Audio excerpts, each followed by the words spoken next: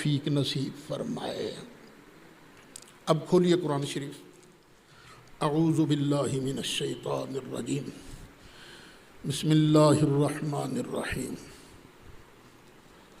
یا بنی اسرائیل اذکروا نعمتی، اے اسرائیل کے بیٹو۔ اسرائیل یہ بھی نام ہے حضرت یعقوب علیہ السلام کا۔ اے یعقوب کے بیٹو، ہر نبی کا ایک ایک ہی نام ہے۔ یعقوب علیہ السلام کے 2 نام ہیں اور ہمارے آقا کے سبحان اللہ ہیں، ہمارے آقا کے تو کتنے ہی نام ہیں نا۔ تو اب اللہ کہہ رہا ہے یا بنی اسرائیل، اے اسرائیل کے بیٹو۔ اچھا، اسرائیل کا معنی ہے عبداللہ، تو اب اللہ کیا فرماتا ہے؟ عبداللہ کے بیٹو۔ تو عبداللہ یہ نام ہے حضرت یعقوب علیہ السلام کا، اسرائیل کا ترجمہ ہے نا، اے اللہ کے بندے کے بیٹو۔ اللہ یہاں بھی دعوت توحید دے رہا ہے کہ دیکھو تم جس کی اولاد ہو وہ بھی میری عبادت کرتے تھے، کسی اور کی پوجا نہیں کرتے تھے۔ انہوں نے کبھی نہ بت کی پوجا کی، نہ فرشتے کی پوجا کی، نہ کسی نبی کی پوجا کی۔ اس لیے جب تمہارا باپ میری عبادت کرتا تھا تو تمہیں بھی لازم ہے کہ تم میری عبادت کرو۔ ایک دوسرا، اذکروا نعمتی، میرا احسان یاد کرو، میرا کرم یاد کرو، التی انعمت علیکم، وہ احسان جو میں نے تم پر کیا تھا۔ اب یہ آیت پکار پکار کر ہمیں بتا رہی ہے کہ اللہ تعالیٰ یہ چاہتا ہے کہ میرے بندے میرے احسان کو یاد رکھیں اور میرے احسان کو، میری نعمت کو بیان بھی کیا کریں۔ یہ اللہ یہی چاہتا ہے۔ اب جو لوگ ہمیں میلاد شریف منانے پر طعنہ دیتے ہیں، ان سے گزارش ہے کہ ذرا ٹھنڈے دل سے سوچیں۔ جو بنی اسرائیل پر نعمتیں ہوئی تھیں ایک طرف، جو اللہ نے ہمیں اپنا حبیب عطا کر کے نعمت بخشی ہے وہ ایک طرف ہیں۔ اللہ نے نعمتیں بے شمار دی ہیں، لیکن صرف ایک نعمت دی ہے جس پر اللہ نے لفظ من کہہ کر احسان جتلایا ہے۔ لَقَدْ مَنَّ اللَّهُ عَلَى الْمُؤْمِنِينَ اِذْ بَعَثَ فِيهِمْ رَسُولًا۔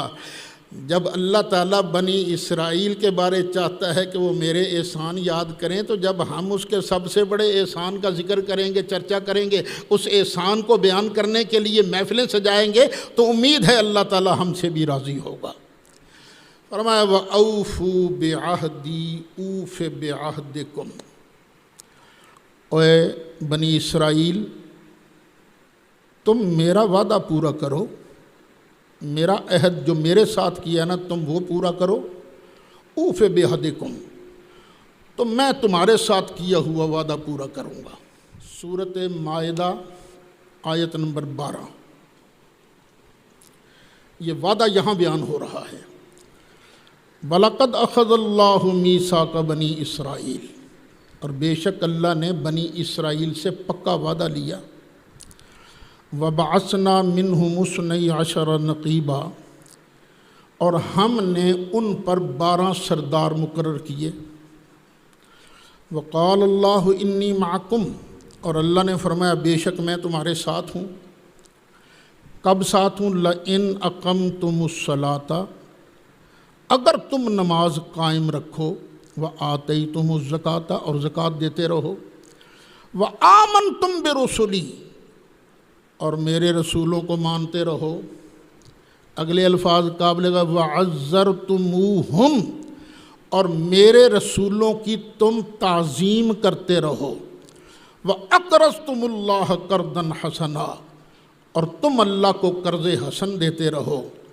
اگر تم یہ کرتے رہو گے نا، پھر میرا وعدہ ہے لَأُكَفِّرَنَّ عَنْكُمْ سَيِّئَاتِكُمْ، تو میں تمہارے گناہ ختم کر دوں گا۔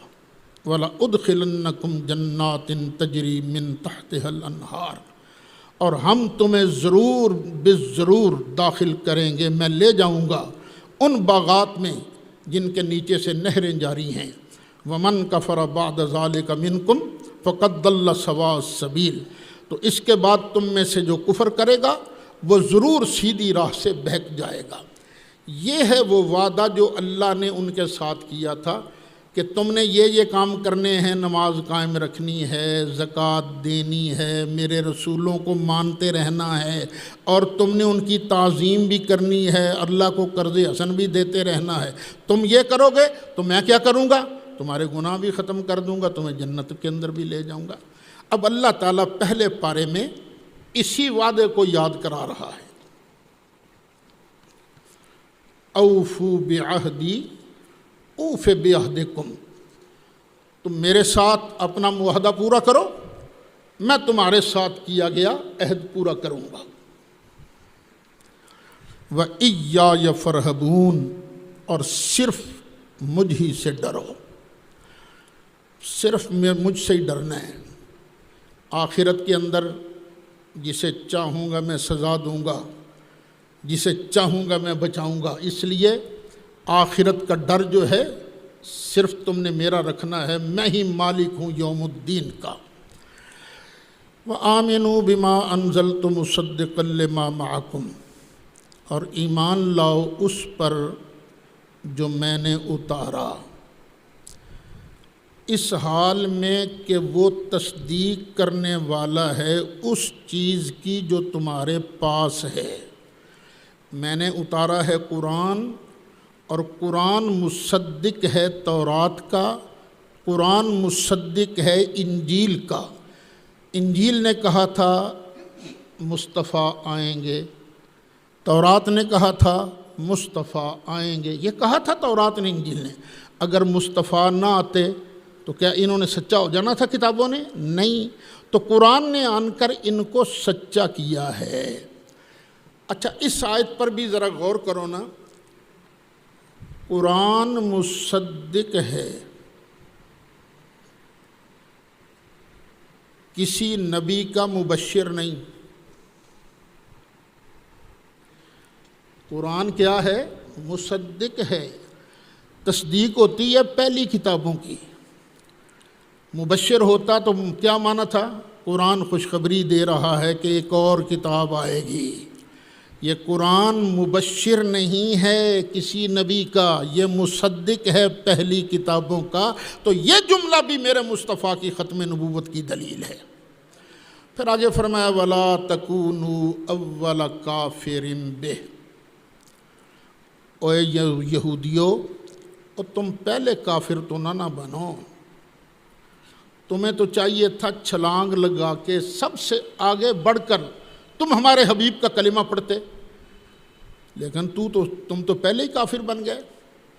اب یہاں ایک سوال پیدا ہوتا ہے، پہلے کافر تو مکے والے تھے، یہ تو بعد میں کافر بنے نا، پھر اللہ نے کیوں کہا وَلَا تَكُونُوا أَوَّلَ كَافِرٍ بِهِ؟ وہ اس لیے کہ ہر قبیلے کا سردار پہلے نمبر پر ہوتا ہے، حکمران پہلے نمبر پر ہوتا ہے ہر قبیلے کا، باقی کے لوگ اس کے بعد ہوتے ہیں۔ تو چاہیے کیا تھا؟ یہودی اپنی برادری میں سے سب سے پہلے کلمہ پڑھتے، جو ان کے سردار تھے، ان کے وہ احبار و رہبان تھے، ان کے جو مولوی صاحبان تھے، سب سے پہلے کلمہ پڑھتے۔ لیکن انہوں نے کر دیا سب سے پہلے انکار، ہم تو نہیں ان کا کلمہ پڑھتے، ہم تو نہیں ان کو مانتے۔ اب ان کے نہ ماننے کی وجہ سے، اور ہزاروں لوگ نہیں مانے، تو ان کے نہ ماننے کی وجہ سے جو بعد والے لوگ ہیں ان کا گناہ کس کے سر آیا؟ اس پہلے کے سر، پہلے کے سر۔ تو اللہ فرماتا وَلَا تَكُونُوا أَوَّلَ كَافِرٍ بِهِ، پھر وَلَا تَشْتَرُوا بِآيَاتِي ثَمَنًا قَلِيلًا، تم جو غلط مسئلے بتاتے ہو لوگوں سے پیسہ لینے کے لیے، اور تم میری آیتوں کے بدلے میں تھوڑی سی قیمت کیوں لیتے ہو؟ تم ساری دنیا بھی ہو نا، ساری دنیا، قُلْ مَتَاعُ الدُّنْيَا قَلِيلٌ، دنیا کا سارا ساز و سامان تھوڑا ہے۔ ایک آدمی کھرب پتی ہے، آنکھ بند ہو گئی، مر گئے، اب وہ کھرب پتی کہاں گیا صاحب؟ کچھ بھی نہیں نا، کل متاع الدنیا، کل دنیا کا سارا ساز و سامان تو تھوڑا ہے، اور 4 پیسے لینے کے لیے تم تورات کے اندر ہیرا پھیری کرتے ہو، تم انجیل کے اندر ہیرا پھیری کرتے ہو، تم کہتے ہو نہیں ان کی شان ہی کوئی نہیں۔ اللہ کہتا ہے ایسے مت کرو، وَإِيَّایَ فَاتَّقُونَ، اور صرف مجھ ہی سے ڈرو۔ بعض لوگ یہاں ایک مسئلہ بیان کرتے ہیں کہ قرآن پڑھانے کے بدلے آپ تنخواہ نہیں لے سکتے، کیونکہ اللہ کیا کہتا ہے، وَلَا تَشْتَرُوا بِآیَاتِی، میری آیتوں کے بدلے مت خریدو ثمناً قلیلا، تھوڑی سی رقم نہیں۔ 3 ائمہ جو ہیں، امام مالک، امام شافعی، امام احمد بن حنبل، وہ سب فرماتے ہیں قرآن کی تعلیم کے بدلے تنخواہ لے لینا گناہ نہیں ہے، جائز ہے۔ ہاں، امام اعظم ابو حنیفہ رحمۃ اللہ علیہ نے فرمایا تھا کہ مت لو، خلوص میں فرق پڑتا ہے پیسے، لیکن بعد کے جو فقہا ہیں انہوں نے سوچا کہ اگر تنخواہ کا سلسلہ بند ہو جائے تو مسیت اذان کنے دینی ہے؟ اب تو یہ مولوی صاحبان کی ہمت ہے نا، تھوڑی سی تنخواہ کے بدلے اذان بھی دیتے ہیں، صفیں بھی بچھاتے ہیں، جمعہ بھی پڑھاتے ہیں، نماز بھی پڑھاتے ہیں، جنازے بھی پڑھاتے ہیں، کان میں اذان بھی دیتے ہیں، تو نہیں، جائز ہے، کیونکہ اس میں دین کی بقا ہے۔ وَلَا تَلْبِسُوا الْحَقَّ بِالْبَاطِلِ وَتَكْتُمُوا الْحَقَّ وَأَنْتُمْ تَعْلَمُونَ، اور مت ملاؤ حق سے باطل کو، حق کے ساتھ باطل کو مت ملاؤ، کھرا کھرا مسئلہ بیان کرو۔ وَتَكْتُمُوا الْحَقَّ، اس کا عطف بھی پیچھے پر ہے، وَلَا تَكْتُمُوا الْحَقَّ، اوے حق مت چھپاؤ، وَأَنْتُمْ تَعْلَمُونَ، اس حال میں کہ تم جانتے ہو۔ او غلطی لگ جانا اور بات ہے، غلطی ہر کسی کو لگ جاتی ہے، لیکن جانتے بوجھتے حق کو چھپانا یہ یہودیوں کے مولویوں کی سنت ہے۔ اللہ فرماتا وَأَقِیمُوا الصَّلَاةَ، اور نماز کو قائم رکھو، وَآتُوا الزَّکَاةَ، زکوٰۃ بھی دیتے رہو، وَارْکَعُوا مَعَ الرَّاکِعِینَ، اور رکوع کرنے والوں کے ساتھ رکوع کرتے رہو۔ نماز ساری ہے، قیام بھی نماز ہے، رکوع بھی نماز ہے، سجدہ بھی نماز ہے، تشہد بھی نماز ہے۔ اللہ نے کسی اور چیز کا ذکر نہیں کیا کہ قیام کرنے والوں کے ساتھ قیام کرو، سجدہ کرنے والوں، رکوع کا ذکر کیوں کیا؟ وہ اس لیے کہ پہلی امتیں جو نماز پڑھتی تھیں نا، اس میں رکوع کا ذکر نہیں تھا، رکوع صرف امت محمدیہ کا خاصہ ہے، علی صاحبہ الصلاۃ والسلام۔ تو نماز بھی پڑھتے رہو، زکوٰۃ بھی دیتے رہو۔ أَتَأْمُرُونَ النَّاسَ بِالْبِرِّ وَتَنْسَوْنَ أَنفُسَكُمْ وَأَنْتُمْ تَتْلُونَ الْكِتَابَ فَلَا تَعْقِلُونَ۔ اچھا، یہ کبھی کبھی کہہ دیا کرتے تھے یہ محمد ہیں سچے، ہیں سچے، لوگوں کو کہہ دیا کرتے تھے نا، کبھی کبھی منہ سے نکل جاتا تھا۔ تو اب اللہ ارشاد فرماتا ہے أَتَأْمُرُونَ النَّاسَ بِالْبِرِّ، اور تم لوگوں کو نیکی کا حکم کرتے ہو، وَتَنْسَوْنَ أَنفُسَكُمْ، اور اپنے آپ کو بھول جاتے ہو۔ یہ کیا تماشا ہے؟ وَأَنْتُمْ تَتْلُونَ الْكِتَابَ، حالانکہ تم کتاب کی تلاوت بھی کرتے ہو، أَفَلَا تَعْقِلُونَ، کیا تمہیں عقل نہیں؟ پتہ یہ چلا جو بندہ قرآن کا طالب علم ہے، قرآن پڑھتا پڑھاتا ہے، اس کو نیکی کا حکم بھی دینا چاہیے اور اس پر خود عمل بھی کرنا چاہیے۔ لیکن یہاں ایک فرق ہے، وہ ذرا ضرور ذہن میں رہے۔ یہ مطلب نہیں ہے اس بات کا کہ جو بندہ خود نیکی نہیں کرتا وہ کسی کو کہے بھی نہ، بھی نماز کے لیے وہی کہے جو خود نماز پڑھتا ہو، جو نماز نہیں پڑھتا وہ نماز کے لیے کہہ ہی نہیں سکتا۔ یہ مطلب نہیں ہے، مطلب یہ ہے کہ جو نماز کا واعظ کرتا ہے اس کو نماز چھوڑنی نہیں چاہیے۔ کئی بزرگوں کا طریقہ دیکھا ہے، وہ لکھتے ہیں میں دیکھتا ہوں نا کہ میرے اندر یہ عیب ہے، میرے اندر یہ کمی ہے، تو میں پھر نا اسی کا واعظ کہنا شروع کر دیتا ہوں، اسی کا واعظ کہنا شروع کر دیتا ہوں۔ تو نتیجہ کیا نکلتا ہے؟ خود اپنے دل پر بھی اثر ہوتا ہے، جس کی وجہ سے وہ کمی میری دور ہو جاتی ہے۔ تو کوشش کرو جو کہو وہ کرو بھی، یہ مطلب نہیں ہے کہ جو تم نے نیکی کا کام کرنا نہیں وہ کسی کو سمجھاؤ بھی نہیں، سمجھانے کا اپنا فائدہ ہے، لیکن اگر صرف دنیا داری ہے، کوئی اور وجہ نہیں ہے، دنیا داری ہے، تو پھر اس کا پھینٹا بھی زیادہ ہوگا۔ وَاسْتَعِینُوا بِالصَّبْرِ وَالصَّلَاةِ، اللہ سے مدد مانگو، اللہ سے مدد مانگو، لیکن صبر کے وسیلے سے، صبر کے ذریعے، ہر حال میں صبر اختیار کرو۔ صبر، روزہ بھی تو صبر ہی ہے نا، رمضان شریف کو شہر الصبر کیا کہا گیا ہے نا، یہ صبر کا مہینہ ہے۔ روزہ بھی رکھو، تکلیف آ جائے برداشت کرو، صبر کرو، برداشت کرو۔ ایک صبر کے ذریعے اللہ سے مدد مانگو، دوسرا نماز کے ذریعے مصیبت آ جائے اللہ کی بارگاہ میں کھڑے ہو جاؤ۔ یہ گر ہے، قرآن گر بتا رہا ہے، تمہاری مصیبتیں ٹلنے کا گر بتا رہا ہے۔ خود نبی کریم علیہ السلام کو جب کوئی پریشانی لاحق ہوتی تھی اللہ کی بارگاہ میں کھڑے ہو جاتے تھے، لمبی لمبی نماز شروع کر دیتے تھے، سرکار نمازیں پڑھا کرتے تھے۔ تو یہ علاج ہے مشکلات کے حل کا۔ کتنی چیزیں اللہ نے بیان کی؟ صبر، نماز۔ اچھا، بندے کے اندر نا دو عیب ہوتے ہیں، ایک ہوتا ہے حب مال، مال کی محبت، اور ایک ہوتی ہے حب جاہ، ٹور کی محبت، میری ٹور بنے، میری شہرت بنے۔ بندے کی فطرت ہے، یہ دو محبتیں اس کے اندر ہوتی ہیں۔ اب ان دونوں محبتوں، ان دونوں عیبوں کو دور کرنے کا ذریعہ کیا ہے؟ صبر کرو، صبر کرو۔ دل کر رہا ہے کوئی چیز کھانے پینے کو، چلو صبر کرو۔ یہ صبر کرنے سے کس کی محبت کم ہوگی؟ مال کی۔ وہ آخرت کی محبت بڑھے گی نا، اللہ کی محبت بڑھے گی، وہ آخرت کی محبت۔ اور نماز کے اندر کیا ہوتی ہے؟ عاجزی، انکساری، خشوع، خضوع۔ تو یہ چیزیں حب جاہ کو کم کرتی ہیں۔ تو یہ بیماریوں کا علاج بھی اللہ بتا رہا ہے، وَاسْتَعِینُوا بِالصَّبْرِ وَالصَّلَاةِ۔ اور پھر سن لو، وَإِنَّهَا لَكَبِيرَةٌ إِلَّا عَلَى الْخَاشِعِينَ۔ یہ نماز جو ہے نا، یہ بڑی بھاری لگتی ہے، لیکن جن کے اندر خشوع ہوتا ہے نا، دل کے اندر خشوع، ان کے لیے بھاری نہیں ہے، وہ تو بڑی راحت محسوس کرتے ہیں نماز پڑھنے میں۔ وہ کون ہے خاشعین؟ الذین یظنون انہم ملاقو ربہم، وہ لوگ جو یقین رکھتے ہیں۔ ظن کا معنی گمان بھی آتا ہے، یقین بھی، اور یہاں یقین کے معنی میں ہے۔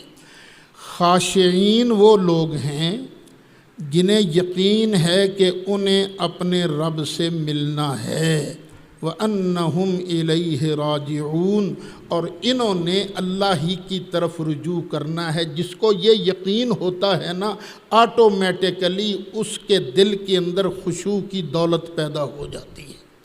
تو نماز پڑھنی ہے کس طرح؟ خشوع کے ساتھ۔ 18واں پارہ نکالیے ذرا۔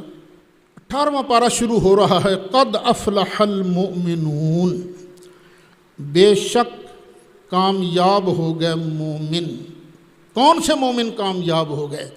الذین هم فی صلاتہم خاشعون، وہ لوگ جو اپنی نمازوں کے اندر گڑ گڑاتے ہیں، خشوع اختیار کرتے ہیں۔ تو نماز پڑھنی ہے خشوع کے ساتھ۔ کیا مطلب ہے؟ جو پڑھ رہے ہو نا، بس دل کے اندر اسی کا تصور ہو، الحمدللہ رب العالمین، تو دل میں ہو کہ ساری تعریفیں اللہ کے لیے ہیں۔ الرحمن، وہ رحم فرما رہا ہے اور اس کی رحمت ٹھنڈی نہیں پڑ جاتی۔ الرحیم، چلتی رہتی ہے۔ مالک یوم، یہ پوری نماز جو ہے نا، اسی طرح بالکل لو لگا کے اللہ کی بارگاہ میں تار جوڑ کے نماز پڑھا کرو۔ جب تمہاری نماز ٹھیک ہو جائے گی تو انشاءاللہ پھر اگلے کام بھی آسان ہو جائیں گے۔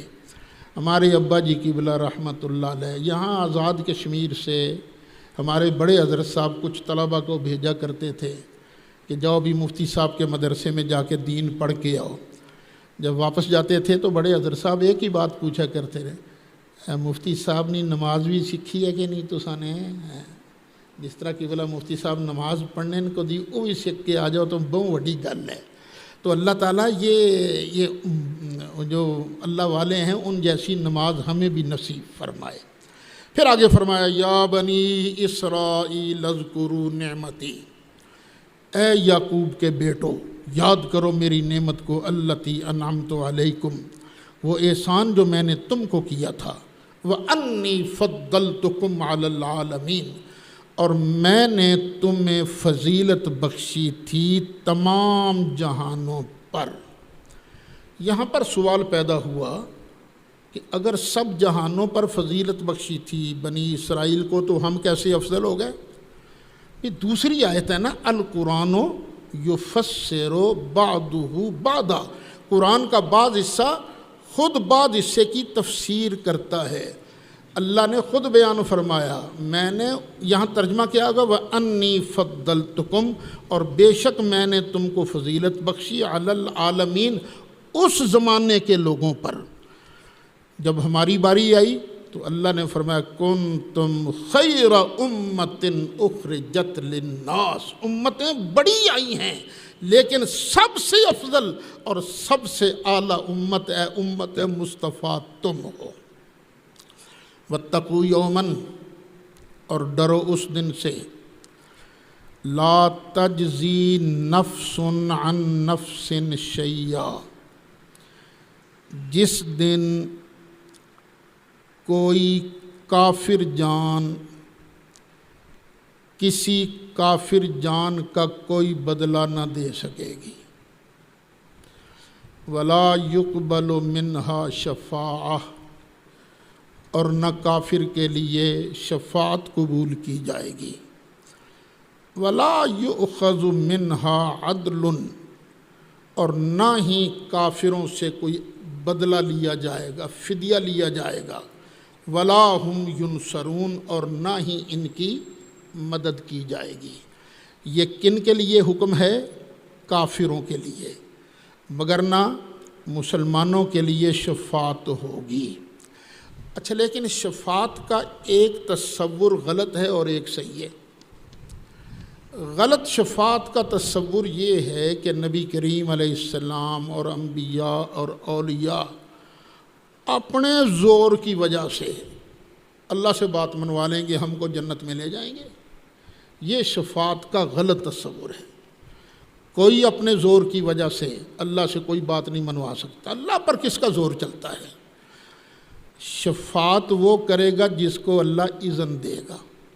وہ آیت الکرسی ہے نا، نکالو آیت الکرسی، 3 پارہ، من ذا الذی یشفع عندہ الا باذنہ، کون ہے جو اللہ کی بارگاہ میں شفاعت کرے گا مگر اس کے اذن کے ساتھ؟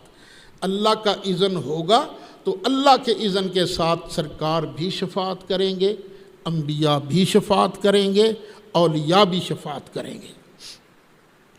وَإِذْ نَجَّيْنَاكُمْ مِنْ آلِ فِرْعَوْنَ، اور یاد کرو جب ہم نے تم کو بچایا تھا من آل فرعون، فرعون کی آل سے، یسومونکم سوء العذاب، وہ مسلسل پہنچاتے تھے تم کو بڑا سخت عذاب، یذبحون ابناءکم، وہ تمہارے بیٹوں کو ذبح کر دیتے تھے، ویستحیون نساءکم، اور تمہاری لڑکیوں کو زندہ رکھتے تھے، وفی ذالکم بلاء من ربکم عظیم، اور اس میں تمہارے رب کی طرف سے بہت بڑی آزمائش تھی۔ بلا کے 2 معنی ہوتے ہیں، ایک آزمائش مصیبت اور ایک انعام۔ اللہ نے بچا کر تمہیں بہت بڑا انعام کیا، یا دوسرا معنی وہ جو ذبح کرتے تھے نا، یہ اللہ کی طرف سے تمہارے لیے بہت بڑی فتنہ تھا، یہ آزمائش تھی۔ فرعون نے دیکھا تھا خواب دیکھا، اس کا مطلب اس کے نجومیوں نے بتایا کہ یہ جو نوکروں کی ہے نا برادری، ان کے ہاں ایک لڑکا پیدا ہوگا جو تیرے تخت کا تختہ کر دے گا۔ اس نے کہا پھر اسی جمن ہی نہیں دینے۔ اب اس نے سپاہیوں کو مقرر کر دیا، اس کے سپاہی پھرتے رہتے تھے، جہاں لڑکا پیدا ہوتا اس کو قتل کر دیتے تھے، لڑکی پیدا ہوتی اس کو زندہ رکھتے تھے۔ پھر انہیں خیال آیا کہ اوہو اس طرح تو نوکر سارے ختم ہو جائیں گے، تو ہمارے پھر کام کاج کون کرے گا؟ پھر اس نے حکم دیا کہ 1 سال تک، 1 سال کے اندر جو پیدا ہو اس کو ذبح کر دو۔ جو دوسرا سال ہے نا اس کے اندر پیدا ہونے والے لڑکوں کو زندہ رکھو، پھر دوسروں کو ذبح کرو، پھر ہر سال یہ ہوتا رہا۔ اللہ کی شان، جس سال بچے زندہ رکھے جاتے تھے اس سال جناب ہارون علیہ السلام پیدا ہوئے، اور جس سال بچوں کو ذبح کیا جاتا تھا اس سال میں جناب موسیٰ علیہ السلام پیدا ہوئے۔ آیت کی طرف پھر غور کرو، اللہ فرماتا ہے وَإِذْ نَجَّيْنَاكُم مِّنْ آلِ فِرْعَوْنَ، یاد کرو جب ہم نے تم کو بچایا تھا فرعون کی آل سے۔ فرعون کی آل کون سی تھی؟ اس کی تو اولاد نہیں تھی۔ یہاں آل کہا گیا ہے نوکروں کو، اس کی پارٹی کو۔ آل کا ایک معنی نوکر بھی آتا ہے، فوج بھی آتا ہے، پارٹی بھی آتا ہے۔ یاد کرو جب ہم نے تم کو بچایا تھا فرعون کی پارٹی سے۔ اچھا، بچایا تو اللہ تعالیٰ نے ان کے باپ دادا کو تھا، اور اللہ کہہ رہا ہم نے تمہیں بچایا۔ اصل میں اللہ یہ بتا رہا ہے کہ باپ دادا پر احسان یہ اولاد پر بھی احسان ہوتا ہے۔ اچھا، آل کا یہ معنی ضرور یاد رکھنا۔ آل کا ایک معنی ہوتا ہے خون۔ اگر معنی خون ہو آل کا معنی، تو پھر میں تو آل رسول نہیں ہوں۔ جو بھی آپ میں سید نہیں ہے وہ بھی آل رسول نہیں ہے۔ تو آل رسول جب خون کے معنی میں ہو تو پھر آل رسول کون ہے؟ صرف صحیح النسب سادات، جڑے ادھروں ادھروں آن کے رل جاندے نا، اسی انہاں دی گل نہیں کردے، ہمیں پتہ بھی نہیں ہے کون اصل ہے کون نہیں ہے، معاملہ اللہ کے سپرد ہے۔ تو ایک آل کا معنی ہے نوکر، غلام، پارٹی، اور اگر یہ معنی ہو پھر الحمدللہ میں بھی آل رسول ہوں، تم بھی آل رسول ہو، میں بھی مصطفیٰ کا غلام ہوں، آپ بھی مصطفیٰ کے غلام۔ تو اللہ تعالیٰ اسی غلامی پر ہمیں خاتمہ کرے۔ مولا صلی وسلم دائماً ابدا